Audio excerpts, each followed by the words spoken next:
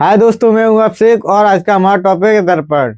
तो हम सबसे पहले इसमें जानेंगे दर्पण क्या होता है और दर्पण के प्रकारों के बारे में पढ़ेंगे, जिसमें समतल दर्पण और गोलीय दर्पण पढ़ेंगे। तो चलिए हम बिना देरी के शुरू करते हैं।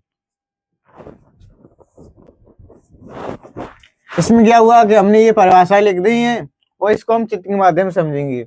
मान लीजिए ये क्या एक पारदर्शी पृष्ठ है जिसके हमने क्या क्या एक तरफ क्या कहती पॉलिश कर दी है, लाल ऑक्साइड की पॉलिश कर दी है, जिससे क्या हुआ कि जो ऊपर वाले सतह वो क्या हुआ परावर्तित पृष्ठ बन गया है। तो इसमें क्या होता है कि जो प्रकाश किरणें आती इस टाइप से आती हैं, इस टाइप से आएंगी और इस टाइप से आने के बाद क्या होगा, ये इस टाइप से परावर्तित हो जाएंगी। ये तो हो गया हमारे चित्र माध्यम से। अब देखते हैं इसको लिखना कैसे है। यदि किसी चिकने पारदर्शी तल के, मतलब ये पहले क्या था, पारदर्शी तल था वो भी चिकना था, उसमें क्या किया एक और कलाई करके दूसरी पृष्ठ को क्या कर दिया जाए, परावर्तक बना दिया जाए। मतलब एक तरफ हमने पॉलिश कर दिया और दूसरी तरफ क्या किया, हमने परावर्तक पृष्ठ बना दिया।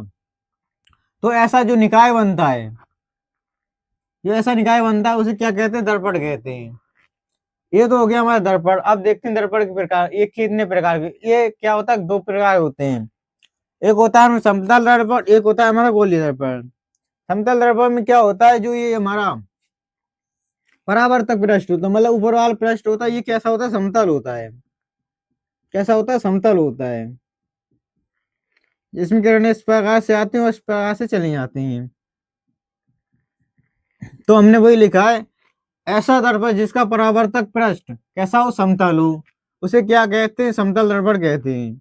तो मान लीजिए तो कोई दर्पण है, नीचे वाला ये कैसा, समतल है, तो इसको जो ऊपर वाला पृष्ठ है ये कैसा है, समतल है, तो इसे क्या कहेंगे, समतल दर्पण कहेंगे। अब लिख देते हैं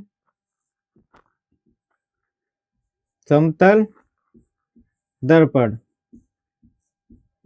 और ये क्या है, हमारा दर्पण है। जो हमारी ये जो नीचे वाला निकाय है ये है हमारा दर्पण। और उसके बाद आता है हमारा गोलीय दर्पण। इसमें क्या होता है, जो इसका परावर्तक पृष्ठ होता है, कैसा होता है, परावर्तक पृष्ठ, ये क्या होता है, गोलीय होता है। तो हमने मान लीजिए ये गोला है, इसमें क्या किया हमने, इसके अंदर साइड क्या किया हमने, कलई कर दी है इस टाइप से। अब इसमें क्या होगा, जो इसका परावर्तन होगा वो क्या होगा, इसकी गोलीय सतह से होगा, मतलब जो ये इसकी किनारी साइड है इससे होगा। तो हमने वही लिखा है, ऐसा दर्पण, कैसा दर्पण जिसका परावर्तक मतलब जिससे परावर्तन होता है वो कैसा हो, गोलीय हो, कैसा हो, गोलीय हो, उसे क्या कहते हैं, गोलीय दर्पण कहते हैं। तो ये हो गया हमारा दर्पण और दर्पण के प्रकार। अब देखते हैं इसमें क्या, ये जो हमारा गोलीय दर्पण होता है इसके भी दो प्रकार होते हैं, उत्तल दर्पण और अवतल दर्पण, वो हम आगे देखेंगे। अब हम देखते हैं गोलीय दर्पण के प्रकार, जिसमें हम सबसे पहले अवतल दर्पण देखेंगे, फिर उत्तल दर्पण देखेंगे। अवतल दर्पण में क्या होता है कि जो ये दर्पण होता है वो, उसमें क्या होता है कि उसकी क्या होता है, बाहरी साइड क्या होती है, जो उभरा हुआ भाग होता है ना, उस पे क्या होती है, कलई होती है। कैसे क्या होती है, कलई होती है इस टाइप से। ये क्या है, हमारा अवतल दर्पण है। कौन सा दर्पण है, अवतल दर्पण। इसमें क्या होता है, जो परावर्तन होता है वो क्या होता है, जो इसका धसा हुआ भाग इधर साइड का इससे होता है। मान लीजिए क्या है, इसका इसका मुख्य अक्ष है इस टाइप से, और यही यहाँ पे क्या है, पी है, मतलब इसका ध्रुव। इसमें जो परावर्तन होता है वो क्या होता है कि इसी, जो इधर का भाग होता है इसी से होता है। ये होता है हमारा सी, इसका वर्ग का अगेन कहते हैं, और ये होता है एफ, मुख्य एच। इसमें क्या होता है, जो प्रकाश किरणें इसके मुख्य अक्ष के समांतर आती हैं वो ऐसी आती है, इस टाइप से आती हैं। इस टाइप से आने के बाद क्या होता है, इससे परावर्तन होता है। परावर्तन होने के बाद क्या होता है कि जो इस टाइप से आती हैं, इस टाइप मुख्य से आती हैं। और एक और किरण ऐसे मान लो, ये आई यहाँ से, और ये क्या होगा, परावर्तन के बाद क्या होगा, इस टाइप से आएंगी, ये इस टाइप से चली जाएंगी। मतलब परावर्तन क्या जो होगा वो इसके अंदर भाग वाले भाग से होगा। तो वही हमने लिखा है, एक ऐसा दर्पण, मतलब कैसा दर्पण जिसका परावर्तन, जो परावर्तन होता है वो, हमने परावर्तन पहले ही पढ़ा दिया है, वो आप चाहो तो वो वीडियो देख सकते हो।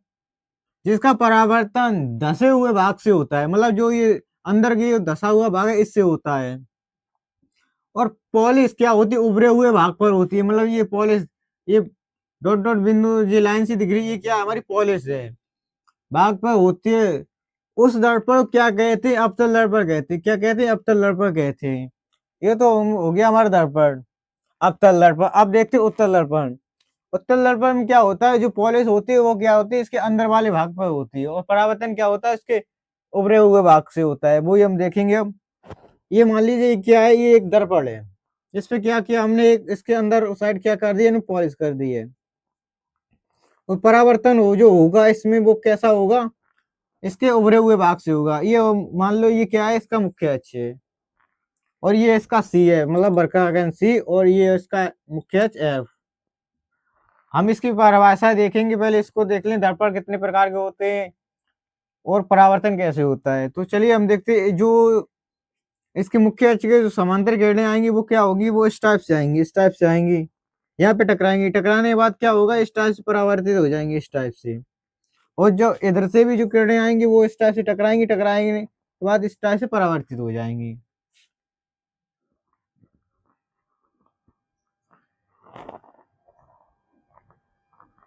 इस टाइप से। तो यहाँ पे होता है पी। तो हमने भाई ऊपर लिखा है, एक ऐसा दर्पण, कैसा दर्पण, जिसका परावर्तन उभरे हुए भाग से हो, मतलब जो इधर साइड जो उभरा हुआ भाग है इससे परावर्तन हो, और कलई धसे हुए भाग पर हो, मतलब जो अंदर की साइड जो धसा हुआ भाग है इससे, इस पे कलई हो, तो उस दर्पण को क्या कहते हैं, उत्तल दर्पण कहते हैं। क्या कहते हैं, उत्तल दर्पण कहते हैं। ये तो हो गया हमारा अवतल दर्पण और उत्तल दर्पण। आशा करता हूँ आप लोगों को ये सभी टॉपिक्स समझ में आएंगे होंगे। अगर वीडियो हमारी पसंद आई तो हमारे चैनल को लाइक और सब्सक्राइब जरूर कर लेते हैं, और मिलते हैं अब अगली वीडियो में।